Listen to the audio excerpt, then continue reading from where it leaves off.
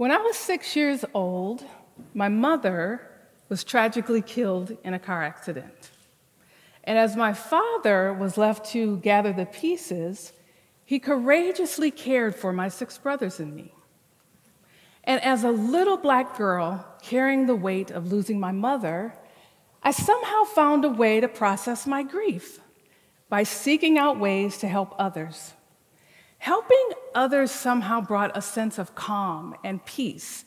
And as a result, empathy and advocacy have become the cornerstones of my existence.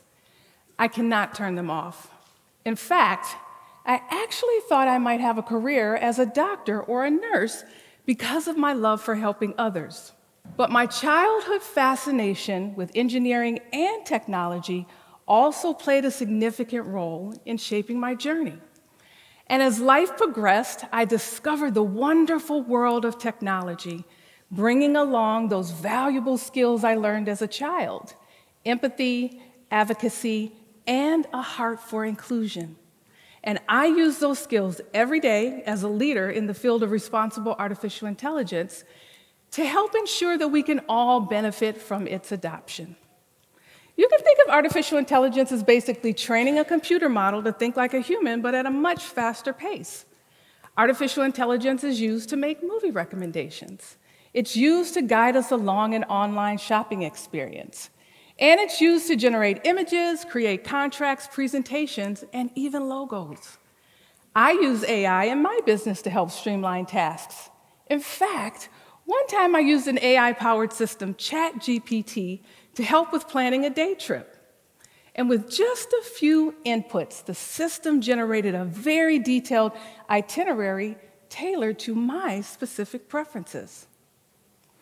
But there are other uses of AI that affect our well-being and our advancement. You see, AI isn't just used for streamlining tasks. It's also used as a process to approve or deny mortgages. It's used to make healthcare predictions about certain outcomes. And it's even used as an exam proctor capable of determining whether or not we might be cheating.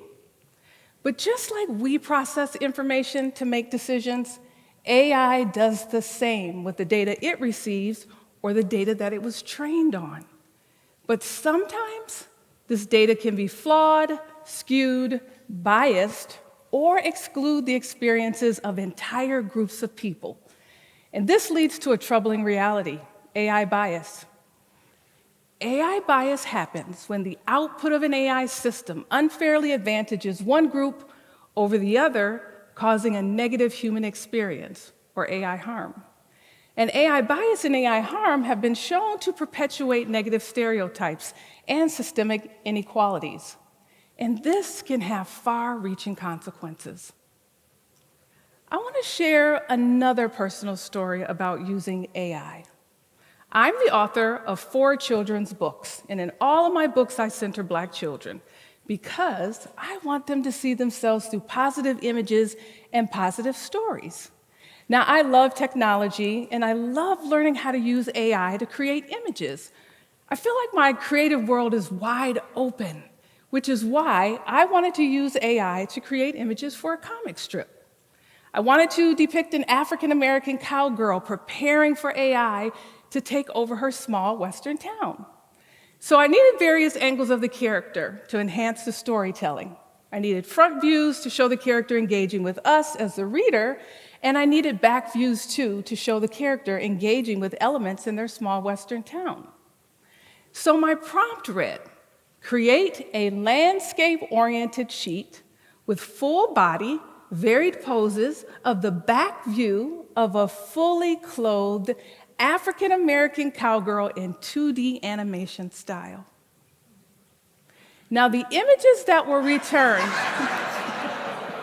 I didn't expect that, but the images that were returned of the back view of the African-American cowgirl were inappropriately sexualized, not at all what I intended. But why did the system generate these results? What data was it trained on to generate these overly sexualized images? And what if the same request was used in a child's classroom? You see, this is just one way that AI is being used in image generation, where the outputs of a biased system can perpetuate negative stereotypes. I then asked the system to generate images for an older African American cowgirl. Now, while the images were indeed much more appropriate, they were not at all based on my original intentions, right? Now I'm curious. So I then asked the system to generate the same images for a white cowgirl. And my prompt was flagged as unsafe, meaning the word choices that I used based on the system's content policy was deemed unsafe or inappropriate. Finally, I just asked the system to generate images for a cowgirl to see if this would make a difference.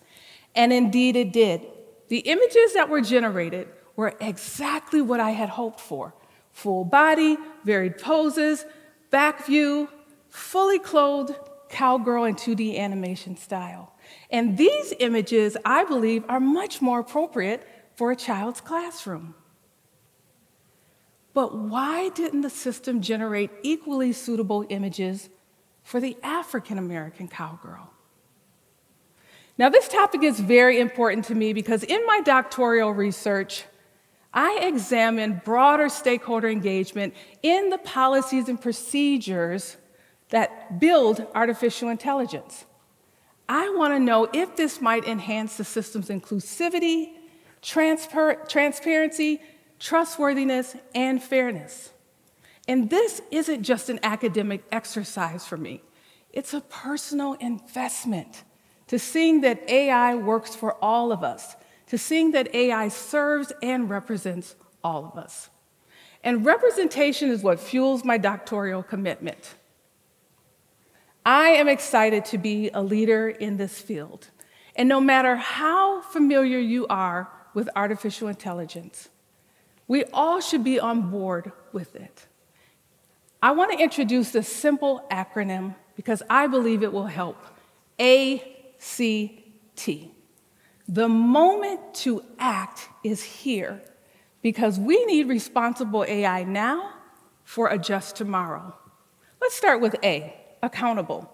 We need to hold AI developers accountable for how their systems and their services perform. And we can start by educating ourselves about the impacts that AI is having on society.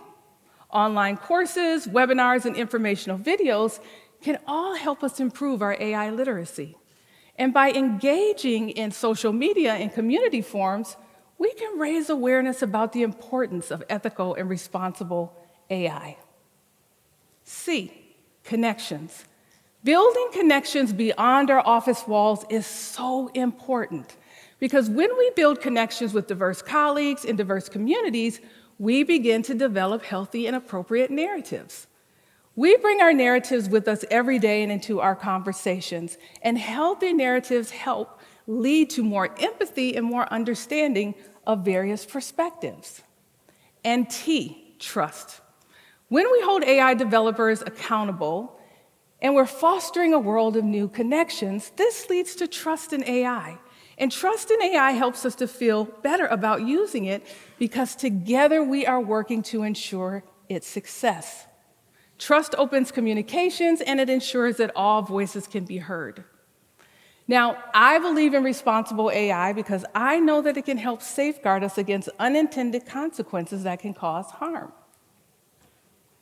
So as we stand on the brink of this new era, where artificial intelligence is entwined in our lives, let us pledge to steer this powerful technology with care.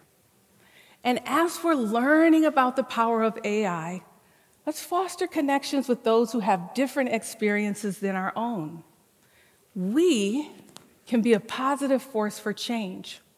So let's share in this opportunity to create a more empathetic society. For the moment to act is here. We need responsible AI now for a just tomorrow.